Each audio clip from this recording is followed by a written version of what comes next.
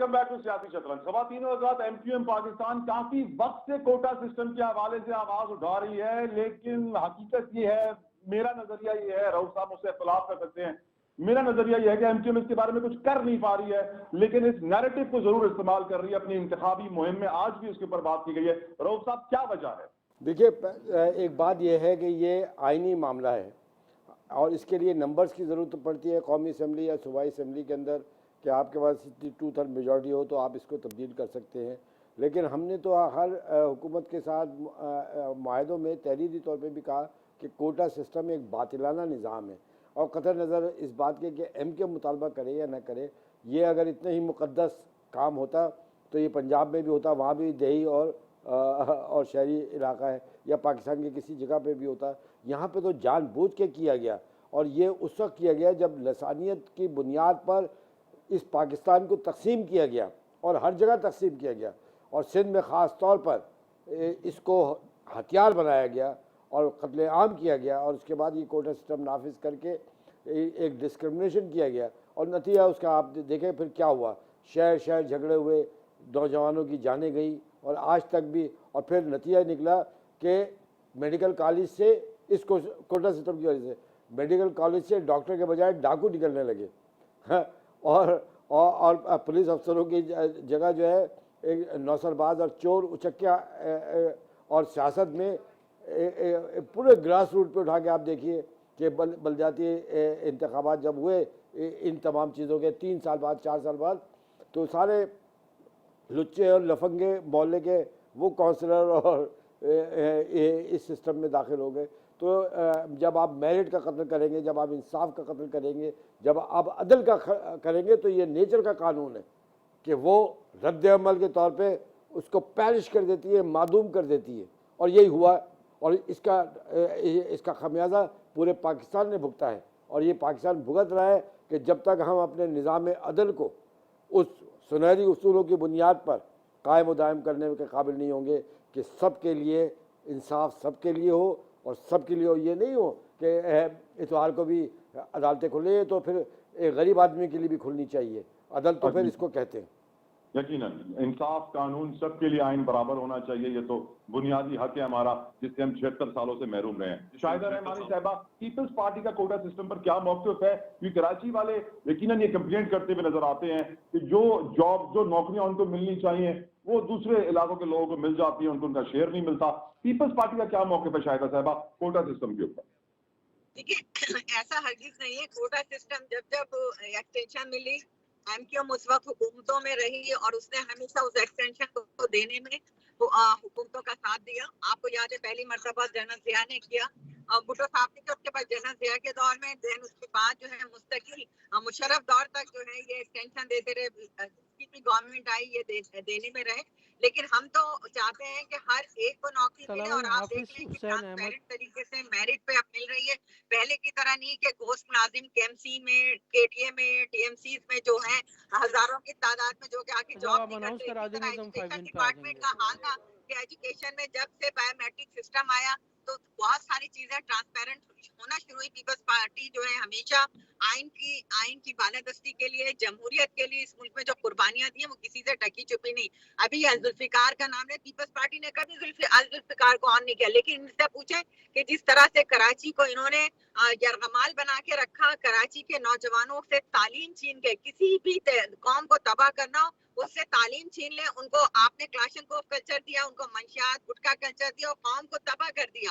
آپ ہر حکومت کا حصہ رہے, اس کے باوجود آپ رونا روتے رہے. ہر حکومتوں کے اندر آپ اربوں روپے, بلین آف روپیز کے فنڈز لیتے رہے, نمرات لیتے رہے. نوکریوں کے لیے اپنی ذاتیات کے بجائے اجتماعی سوچ رکھیں, قوم کے لیے سوچیں, پاکستان کے لیے سوچیں کہ پاکستان کو کیسے آگے بڑھانا ہے. ہم بھی چاہتے ہیں کہ پاکستان ترقی کرے. اس طرح کی چیزوں سے آپ دیکھیں کہ یہ فرقہ واریت کی بات کر رہے تھے, یہ لسانیت کی بات کر رہے تھے, یہ کس کے دور میں ہوئی؟ یہ ایک عامی ڈکٹیٹر نے اس چیز کو ہوا دی اور ان کے ہاتھوں میں اسلحہ پہنچایا. اگر مشرف یہ کہتا ہے کراچی کے اندر 12 مئی کو خون ریزی کروا کے کہ یہ ہم جو ہے ہماری یہ طاقت ہے, تو اس کو طاقت کہا جاتا ہے. انصاف بالکل ہونا چاہیے اس ملک میں. جب تک انصاف نہیں ہوگا کسی بھی ملک میں, وہاں پہ انسرجنسی ہوگی, انتشار ہوگا. اسی طرح سے لوگ جو ہے آپس میں دستوں گریباں ہوتے رہیں گے. ہمیشہ جو ہے مظلومیت कोरोना रोके, पाकिस्तान के लिए नहीं सोचा जाता। लोगों को लसानियत की बेस पर, असलियत की बेस पर जो है हवा दी जाती है कि जी इस शहर का इस्तेसाल हो रहा है। इस शहर में अल्हम्दुलिल्लाह जो इस्तेसाल हो रहा था, जो बोरीबंद लाशें मिलती थी, जी, जो कॉल हड़तालें पर हैं होती हाफिज थी, जो हुसैन, कारोबार बंद हाफिज होता था, हुसैन जो अहमद साहब भत्ते हैं लिए हमें कॉल जाते पर। थे, जो फैक्ट्री की फैक्ट्री जला दी जाती थी, वो चीजें अब खत्म हो गई हैं। अब इस कराची शहर के अंदर रोशनियां भी हैं और हम भी चाहते हैं कि असला कल्चर को, इस तरह के कल्चर को खत्म होना चाहिए, क्लाशन को कल्चर को बिल्कुल खत्म होना चाहिए। हुसैन साहब ने हमें ज्वाइन किया है, जमीयत उलमा इस्लाम से आपका ताल्लुक है। हाफिज साहब बहुत बहुत शुक्रिया आपके कीमती वक्त के लिए। हुजूर आपसे भी यही सवाल पूछना चाहूंगा जो मैंने अपने दूसरे पैनलिस्ट से पूछा। JUI का क्या मौक़िफ़ है कोटा सिस्टम के ऊपर? क्या आप समझते हैं कोटा सिस्टम खत्म होना चाहिए, बेहतर होना चाहिए? आपका मौक़िफ़ क्या है सर? बिस्मिल्लाहिर्रहमानिर्रहीम। देखिए, जहाँ तक मैं समझता हूँ कि कोटा सिस्टम के हवाले से यकीनन एक ऐसी बात थी जिसमें तस्वुर ये किया जाता था कि जो लोग महरूम हैं या जो दूर दराज इलाकों में रहते हैं या जिनको उस हवाले से वो सहूलतें तालीमी मुयसर नहीं है या तालीमी इदारे नहीं है, तो उनको कोई उसी हवाले से कुछ रिलीफ मिले। लेकिन बदकिस्मती ये है कि हमारे यहाँ जिस चीज़ के लिए जो चीज़ बनाई जाती है, बिल्कुल उसके जो नताइज है वो बिल्कुल बरक्स सामने आते हैं। तो कोटा सिस्टम के हवाले से हमने ये देखा है कि लोगों ने जाली डोमिसाइलें बनाई, जाली तौर पर अपने बच्चों को, अपने रिश्तेदारों को और अपने अजीज़ों को और ख़ुद बैरोक्रेसी में और हुक्मरानों तबके के जो लोग थे उनको उसी तरह कपा दिया है। मेरा ताल्लुक बलूचिस्तान से है। बलूचिस्तान के हवाले से भी इसी किस्म की बात की जाती रही है कि जनाब ऐसे पसमानदा इलाकों के लिए जो है वो कोटा मुकर्रर किया जाए, और इस हवाले से स्कॉलरशिप के हवाले से भी ये बात की जाती है। लेकिन अगर आप रिपोर्ट उठाकर देखें या पार्लियामेंट में मैं 88 से लेकर 2008 तक मुसलसल दोनों ऐवानों में 4 बार रहा हूँ, लेकिन हमने जब भी सवालात किए तो पता चला है कि जो लिस्ट गरीबों के और उस इलाके के तलबा के लिए थे, वो स्कॉलरशिप जो है वो किसी और इलाके में और ब्यूरोक्रेसी और वो तबकात जो जोरावर थे उनके हिस्से में आता रहा है। तो मैं समझता हूँ कि अगर कोटा सिस्टम के हवाले से उसके रूह के मुताबिक उस पर अमल किया जाता तो शायद ये तमाम चीज़ें सामने न आती, लेकिन उसको भी लोगों ने अपने मफाद के लिए और अपने ख़ानदान के लिए मौरूसी तौर पर इस्तेमाल की है और करते आ रहे हैं। राइट, नईम कुरैशी साहब, आप भी अग्री करेंगे कोटा सिस्टम मौरूसी सियासत को प्रमोट कर रहा है, मेरिट का कत्लेआम कर रहा है सर? बिल्कुल ऐसा ही है जी, मैं भी यही समझता हूँ। देखिए, सबसे बुनियादी बात यह है कि एक तो वो एक लिमिटेड पीरियड के लिए था कोटे का मामला, लेकिन जिस तरह हाफिज़ साहब ने फरमाया इसी तरह हुआ कि फिर उसको हम एक तवील अरसे चलाए रखते हैं। मकसद तो ये था कि वो इलाके जो फैसिलिटीज़ से महरूम हैं उनके तलबा को कुछ फैसिलिटेट किया जाए, लेकिन ये थोड़ी लिखा था कोटे में कि अब सारी ज़िंदगी 75 साल गुजर जाएंगे, 70 साल गुजर जाएंगे, लेकिन उन इलाक़ों को जो है ना तरक्की दी जाएगी, ना वहाँ तालीमी इदारे बनाए जाएंगे वहाँ के। लेकिन हुआ ये कि ऐसा कुछ भी नहीं हुआ, और वहाँ के नाम पे जो है ब्यूरोक्रेट्स जो हैं उन्होंने अपने बच्चों को दिया, जो हमारे फ्यूडल लॉर्ड्स हैं सिंध में उनको दिया गया। तो कहने का मतलब यह है कि जो फैसिलिटी दी गई थी वो एक लिमिटेड पीरियड के लिए थी और उसके बाद उन इलाकों को तरक्की देनी चाहिए थी। लेकिन पीपल्स पार्टी से आप ये पूछें कि इन्होंने उसके लिए क्या किया, कोटे को ख़त्म करने के लिए कोई तरक्याती काम किए, कोई तालीमी इदारे बनाए, कोई यूनिवर्सिटियाँ बनाई, वहाँ मेडिकल कॉलेज से बने कि लोगों को यहाँ आने की ज़रूरत ना हो। और फिर मज़े की बात यह है कि मेरिट भी चाहते हैं लेकिन कोटे को कभी ख़त्म करने के लिए भी राज़ी नहीं होते। MQM को पे आप तनकीद तो कर सकते हैं कि जी वो हुकूमत पे थे, उन्होंने कुछ नहीं किया। चलो, उन्होंने कुछ नहीं किया, उनकी बात इसलिए वैलिड है कि उनके पास तो अददी बरतरी वाकई नहीं थी, लेकिन अददी बरतरी जो है वो तो पीपल्स पार्टी के पास थी। और आज भी पीपल्स पार्टी से आप ये पूछें कि कोटा होना चाहिए या नहीं होना चाहिए, मेरिट पर होना चाहिए नहीं होना चाहिए, तो आप उनका जवाब सुन लें तो आपको पता लग जाएगा कि ये कितना अवाम के लिए करना चाहते हैं। राइट, अब एक सवाल जरूरी है पाकिस्तान पीपल्स पार्टी के ऊपर भी पूछना कि बिलावल भुट्टो जरदारी साहब इतनी कामयाब इंतखाबी मुहिम चला रहे हैं, آج بھی انہوں نے سانگڑ کے شہر شہداد کوٹ میں بڑا کامیاب جلسہ کیا ہے. دوسری طرف ہم دیکھ رہے ہیں آصف علی زرداری بھی ایکٹیو نظر آ رہے ہیں, ان کی ملاقات ہوئی ہے چودھری سرور سے, اور وہاں پر بھی کچھ فائدے کی بات ہی ہو رہی ہے, سیٹلمنٹ کی بات ہی ہو رہی ہے. رحمانی صاحبہ, آپ کی نظر میں جو اس وقت پیپلز پارٹی کی انتخابی مہم ہے, کیا کوئی اس کے قریب بھی ہے؟ کیونکہ نواز شریف صاحب بھی بہت کم ہی نظر آ رہے ہیں. دیکھیے, اس وقت جو کیمپین چل رہی ہے پورے ملک میں, کراچی سے لے کے KPK تک, آپ دیکھیں گے صرف پاکستان پیپلز پارٹی ہے جو بھرپور طور پہ الیکشن کیمپین چلا رہی ہے. چیئرمین بلاول بھٹو زرداری صاحب پہلے ورکر کنونشن اور اس کے بعد اب انتخابات کے جلسوں کے اندر بھرپور طور پہ ایک دن میں 2-3 جلسے کر رہے ہیں, اور بھرپور کامیابی کے ساتھ, کیونکہ ہمیں عوام میں جانا ہے اور عوام ہی ہمیں ووٹ دیں گے. ہم کسی الیکٹیبلز کے پاس نہیں جا رہے ہیں, کسی الیکٹیبل سے ہم کوئی پارٹی کسی طریقے سے سیٹلمنٹ نہیں کر رہے ہیں. جس طرح آپ دیکھ رہے ہیں کہ ادر پارٹیز جو ہیں وہ سیٹلمنٹ کے لیے اپنی سیٹس خالی رکھ رہی ہیں. ہم نے پورے پاکستان میں اپنی کینڈیڈیٹ نامزد کر دیے ہیں, اور اب جو ہے پورا تمام کینڈیڈیٹس اپنی بھرپور کیمپین چلا رہے ہیں, اور میں سمجھتی ہوں کہ تمام پولیٹیکل پارٹیز کو اس طرح الیکشن کیمپین چلانی چاہیے.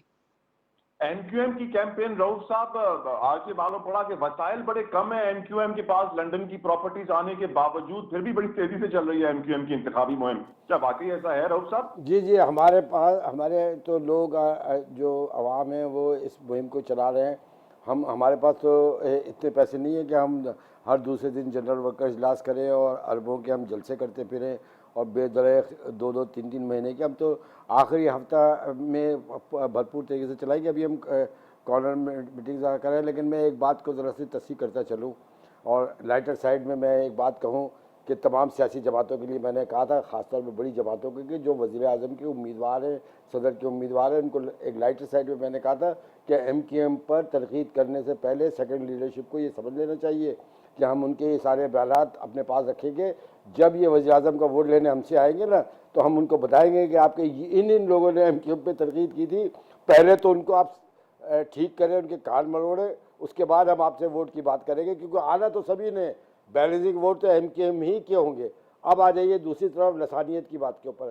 1972 میں جب یہ لسانی فسادات کیے گئے تھے سندھ کے تمام شہری علاقوں میں, تو اس وقت ممتاز بھٹو صاحب وزیر اعلیٰ سندھ تھے, لیکن اور ان کا تعلق دلی سے نہیں تھا, لکھنؤ سے نہیں تھا, ان کا تعلق لڑکانہ سے تھا, اور یہ پورے بھرپور طریقے سے قتل عام میسیکر کیے گئے تھے.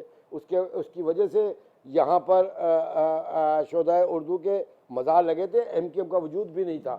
لیکن بہرحال چلے, آپ نے یہ کہہ کے ہمیں بتا دیا. ہم تو آج بھی کہہ رہے ہیں کہ پاکستان کا ایک پاکستانی نیشنلزم کے اوپر بات ہونی چاہیے. لیکن یہ کیا بات ہے کہ یہ ملک 4 بھائیوں کا ہے, اور تو 4 بھائی نہیں ہے, یہاں بہت سارے بھائی بھی رہتے ہیں. سب کو ایک پاکستانی نیشنلزم کی حیثیت سے آپ اس معاملے کو آگے بڑھائیں.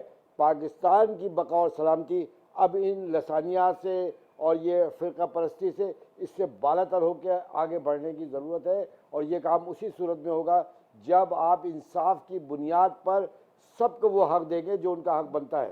اب الیکشن مہم جو چل رہی ہے, جو MQM بھی چلا رہی ہے, ہم تو اپنی مدد آپ کے اصول کے اوپر چلا رہے ہوتے ہیں. میں جس کانسٹیٹوئنسی سے لڑ رہا ہوں وہاں پہ زیادہ تر جگہوں کے اوپر جو برادریاں ہیں وہ میرے بینر تک بھی خود لگا رہی ہیں, جھنڈے تک بھی وہ خود خرید کے لگا رہے ہیں. تو ہم تو اس طرح مہم چلا رہے ہیں, اور ظاہر سی بات ہے کہ ہم کو بھی 30-35 برس ہو گئے, ہم بھی یہ جان گئے کہ الیکشن کیسے لڑا جاتا ہے. کیونکہ یہ بڑی جماعتیں اگر جانتی ہیں نا, تو ان سے زیادہ ہم جان گئے کہ الیکشن کس ٹیکٹک سے جیتا جاتا ہے.